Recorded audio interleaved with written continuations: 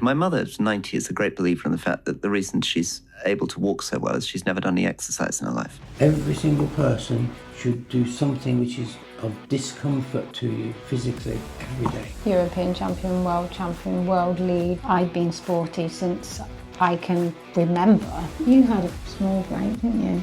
Got a little bit overweight. Oh, thank you. I mean, I don't know if I should admit this. Go on. I think the biggest problem is... People keep talking about what getting older can do to your body. So I thought I'd show my 66-year-old mum and my 74-year-old dad, two world-class masters athletes, what the media has been saying about aging, fitness and sport. Because while most people their age are slowing down, these two are still competing internationally. The first clip is from Sophie Raworth on The One Show. Not been involved in this sort of thing before, have we? And you can pause it if you want to say something. I should be floundering whatever they have. Right, so we pause it by that. Yeah. Should we go then? Sophie has also written about taking up running seriously in her 40s in her brand new book. Sophie, there's one part in your book as well. You write about your first London marathon and how it didn't necessarily go to plan. It didn't quite go to plan. No, I wrote this book because I didn't start running until I was 42, long distance running, marathon running until I was 42, and I actually thought I was too old to do it back then, and I'm now 57, so there is proof that I wasn't. But it did teach me that my body and, our bodies are so much stronger than you think they are. Yeah. And it's your mind, and that's with running as well. In your 40s and 50s, your mind often tells you you can't do it. People always come up to me and say, I wish I could do what you do. And I'm like, and they're always younger than I am. They say I'm too old or my knees. And you can do so much more. So that's what I'm hoping to encourage people to do. You're my inspiration. Yeah. Are you going to come running then? No. I like a 5k on a treadmill or whatever, but I get so unbelievably painfully bored the second I start running. I just want it to be over. I don't know what it is. There's something in my brain I can't do. You're running on a treadmill. You've already told me this. Get outside. You live in South Shields. Yes. Come on, it's beautiful. There's a great North. Someone always shouts nasty stuff at me. The thing that I think stops people is all the fears of so many things that maybe we wouldn't even consider. Will people laugh at me? Will I look out of place? I don't even know what to wear. If you're going to a track or something, I don't even know how to get into the track. You know, these like minor things. As you say, we just don't think about anything like that. No. We never consider whether we're going to be looking silly or what other people are going to think. Maybe we just don't care what people think of us. Well, maybe. We're doing this channel for a start. You know, when we've tried to help people who are friends, we need to really think about what they're trying to overcome. And we've even said, right, we'll meet you here in the car park at 9 o'clock. And, you know, and we've seen them sort of really develop. But I guess we don't think that because, I mean, I've been sporty since I can remember. We're not starting, or where we are is not the starting point where they are. No. They've not been doing anything. And so I think the biggest problem is people seem to get in their head, oh, I've got to be able to do that. Yeah. Whereas no, you don't do that, but you do what you can do. Yeah, just 10 minutes. And so you start very, very low. Yeah. You don't sort of make your expectations above what you can achieve. Yeah. You know, it's no good having targets or aims or whatever which are beyond what is possible. But when we're dealing, as you said, talking with people, we make an assessment of where they are. Yeah. And what they can do. Yeah. And we give them minor little steps to initially attempt. Yeah. And depending on how they attempt those, we will actually, move on. And sometimes it's just giving them that little spark, isn't it? So I actually remember saying to Sheila, our friend in Leicester, I said, just come along and do a warm-up. Just run. And all it is twice around the track and then do a few stretches. Yeah. And then gradually she got a little bit keen. You could see that sort of glint in her eye. And she realised actually that she had this really fast start. Well, yeah, she wanted to do it. She very much wanted to do it, but actually probably thought she couldn't. And she found that she could do it. Sally, yeah, she used to come. She was 80 odd years old, wasn't she? No.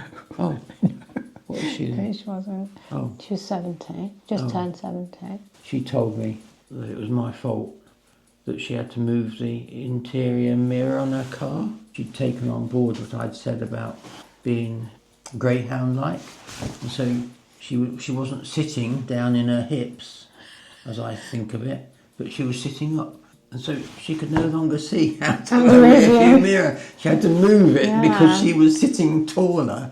But yeah, she took things on seriously, and in fact is still continuing. She's been breaking records this year. Built on it. European champion, world lead. Yeah, that's a really good story. And she'd been quite poorly as well a couple of years ago. Yeah, she was involved in Masters Athletics, and she kept ignoring me when I told her, you need to do some strength training, you need to do some resistance work. I know she wasn't. And I know she wasn't. Then she started doing some, and she comes back and says, you were right. I'm running now so much better because I'm doing strength training. I'm stronger. But I feel better. She's now 75 and gets in the W60 relay team at the inter area because she's fast enough. And she'll say things like, oh, I'm now, she's 76. I'm now running faster than I did when I was 70. And it's just fantastic. Don't put in that I thought she was 80. Maurice as well, our other friend, she started with us. We just said, oh, come along. And she knew a bit about athletics. But she came from like a long distance background, yeah. Jogger. And she tried steeplechase. She did. She tried steeplechase. Who would believe that? But she went on to be a fell runner. What do you think of those kind of endurance-based sports versus track and field, which is much more power and strength-based? I just think doing track and field, you can push your body to all sorts of limits. As a long-distance runner, okay, that might be what you're very good at, but you do a lot of the same thing, whereas track and field, there are so many like personal tests in it. Run, jump, throw. It's all about what your body and your metabolism, whatever, is suitable for. Yeah. I mean, I've never ever been able to run long distances. No. And when I was very young, when I did some aerobic work, when it was absolute torture. But there's so many ways that you can go with track and field, isn't there? Well, there are, and it actually has health benefits which are just as great, if not greater, than longer distance running. Yeah.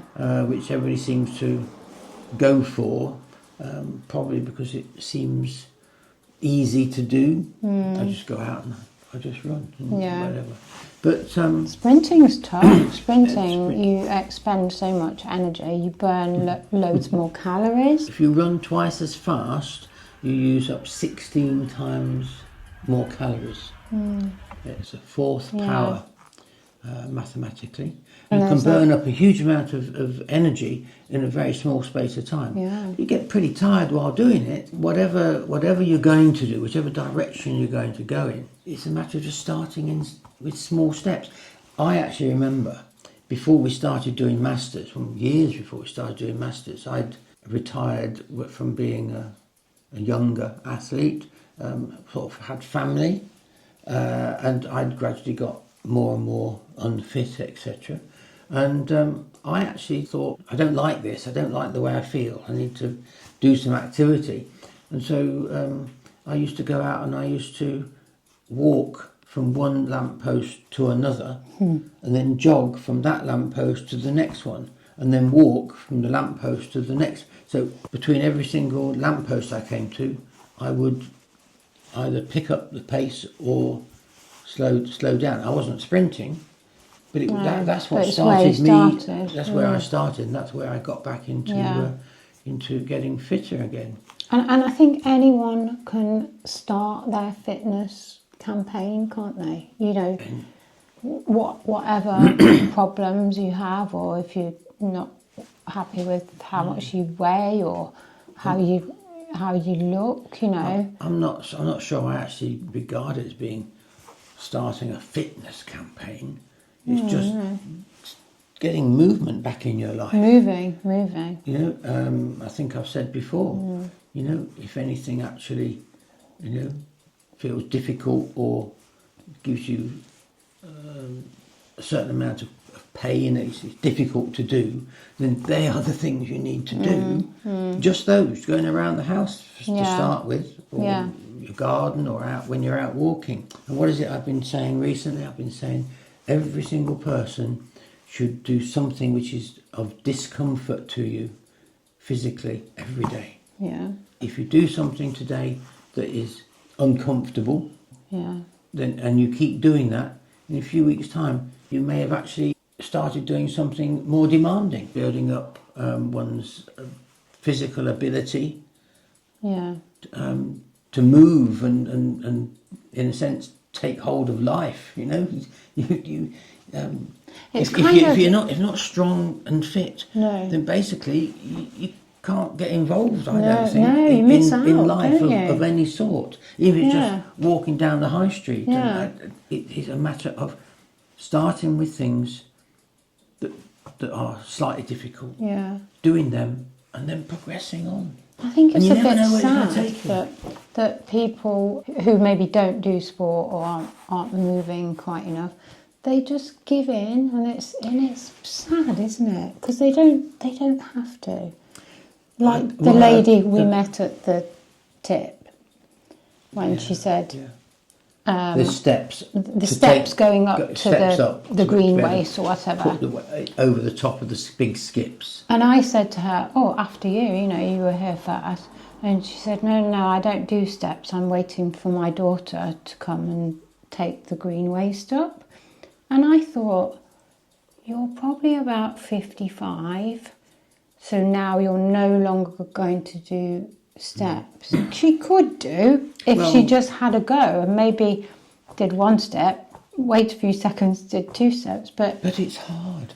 And I really wanted to chat to her, but you can't do that. You can't do that, really. We chat to all sorts of people at all sorts of occasions. But on this occasion at the tip, and I got in the car and I thought, oh no, she's already relying on people. And you've been worrying about her for weeks now. What about the stairs at home? Strength's going down. Well, maybe she doesn't have stairs. Maybe she's going to move into a bungalow, so she doesn't have to go up the stairs. But you know, if she just got a little bit fitter, she could go out walking with her friends. She can, you know, it brings in socialising and it brings in meeting people. But there's that mental block again, isn't there? And they're those key things. I can't do it. In life, aren't they? You've got to go out and meet people. And maybe for her, the target of going up these quite large steps to the top was actually too big a target. She needs to actually do something a little bit less. Yeah. But just do it repeatedly. Yeah. Until she's actually able to then go to the tip and walk up the steps. Maybe not with such a big bag. Yeah. So the load she's trying to pull up with her is less. Yeah. But somehow create a way of doing what you need to do. Moving. Even if it's not today, you can do it in a couple of months' time. Yeah. I don't know how we're doing. Rambling on. Are we rambling? Just rambling on. This next clip is from Alastair Campbell and Rory Stewart on The Rest is Politics. It's a good one. Sophie Raworth of the BBC has written a book about running, and she's got a section in it about how it's good for your knees to run. Well, it might be, but it bloody hurts my knees now. It was. I mean, my friend, who's not a friend of yours, but a friend of mine, Matthew Paris, who was a Conservative MP and an amazing marathon runner. He could run a marathon in sort of 2 hours, 20 minutes, I think. But his knees really got destroyed. My mother's 90, is a great believer in the fact that the reason she's able to walk so well is she's never done any exercise in her life. Well, that's like my friend David Mills, who says that the only time he the only exercise he gets is walking up the stairs to visit his friends in hospital who've had lots of injuries from running and skiing and things like that. I do still like walking, but I find that I think it gets is aging. My legs get stiff very, very quickly. It depresses me. Well, you got your swimming. You got your mad swimming. I got my swimming. I worry about people who think that walking is enough. It depends what walking they do. I mean, if they go out hiking and they're going up and down hills and whatever, then they're getting a variety of load, aren't they, when they're going uphill or whatever.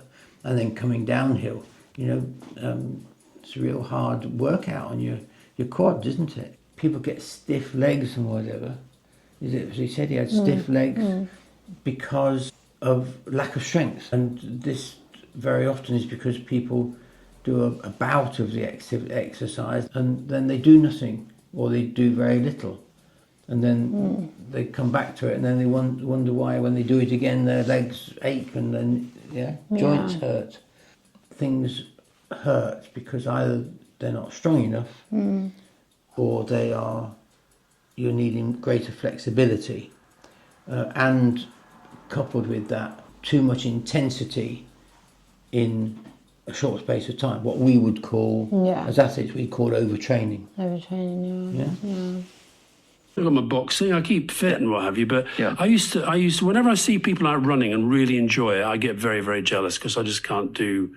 And being overtaken a lot when you're out running, that's so depressing. Because I'm a bit competitive, Rory, a little bit. So again, that's that fear bit coming in that you were saying. So much fear. Worrying about being overtaken. Wrapped up in this is who people see, what people see themselves as being, who they are, their identity. And if, that doesn't match doing exercise at a low level, then they don't do it. Yeah. I mean, the biggest message is move and do something every day that just takes you out of your comfort zone. Something that is difficult. I mean, I sometimes am doing things in the garden, whatever, and I think, oh, that was difficult. Yeah. I need to do more of that. I don't stop doing it because it's difficult or it hurts a little bit. Yeah. I mean, it's a silly thing really, but we lived in a bungalow for 25 years. Came to a house, had stairs. And actually after the first week I had strange aches and pains in my quads. And so I thought, right, I'm going to walk up and down the stairs 3 or 4 times, like one after the other. And now we're used to it. We've been here 6 months and now we jog up the stairs. I found myself wobbling around. Depends if you're carrying tea. Remember there was a time when I actually wouldn't carry 2 mugs at the same time because I couldn't guarantee that I wasn't going to spill. But now, going upstairs here... Yeah, it's a simple adjustment sometimes, isn't it? Yeah. You've just got to change it and just think, oh, don't sluggishly go down the stairs or hang on to the banister. Just get used to it. And now get on with it. Keep doing the things you can't do and you'll eventually be able to do them. I mean, I don't know if I should admit this. Go on. But I actually have, not quite sure why, apart from the fact I've had a couple of relatively serious sort of hamstring injuries. I started finding myself not wanting to take off shoes, for instance, without holding on to something. And then I found, as I sort of built up and got back into exercise, etc., I started to find myself in a position where I was going to take off shoes or something. Yeah. And I find myself looking around or reaching out and I thought, actually, no, I don't need that. No, and I'd do it that's it, because you can do it. So I went from feeling that I had to hold on to something to stabilise myself, and as I got better, I realised I didn't need to. Yeah. But the thing that I think really surprised me, and that is how quickly I went from being able to stand on one leg to take off my shoes, put on my socks or whatever, and without exercising my muscles because I couldn't run, etc. I got to the point where I had to hold on to something.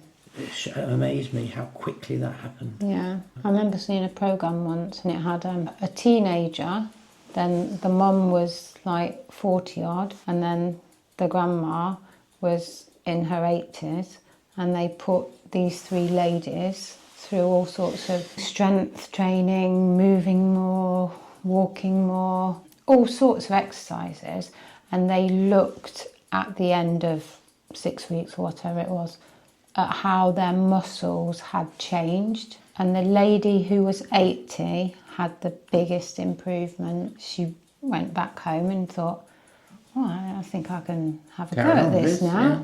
You know, and she carried on doing her little exercises across the courtyard or whatever. But she found that things in her life were then easier. Brilliant, really. So you are really never too old to start getting stronger.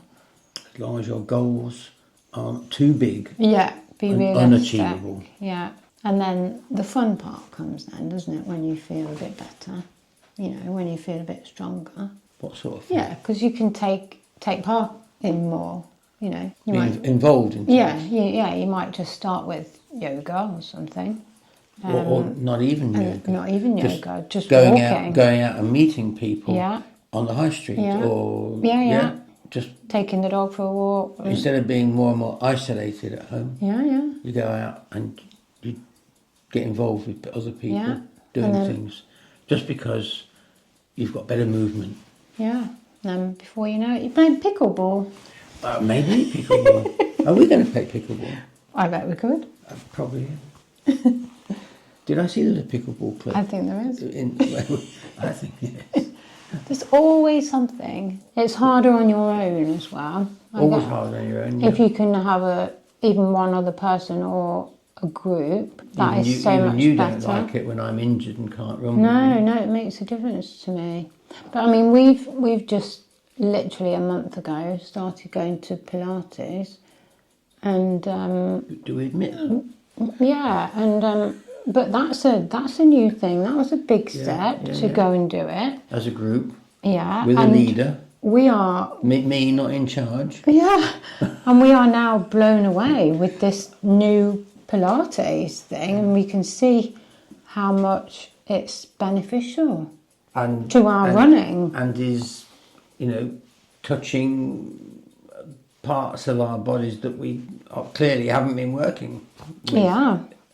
Yeah, and we went into Pilates thinking, oh, you know, we're pretty fit, we'll be all right. We're good. But I could hardly walk the next day. So, you know, if we think that, then people who are not into doing exercise all the time and feeling good about it are not going to stick with it if they venture into a class by misfortune or whatever. Well, yeah. But there again, there are people in that group doing Pilates who are all sorts of different levels. And that's why in a group it's so much easier. You know, you can feel a bit sort of comforted by it.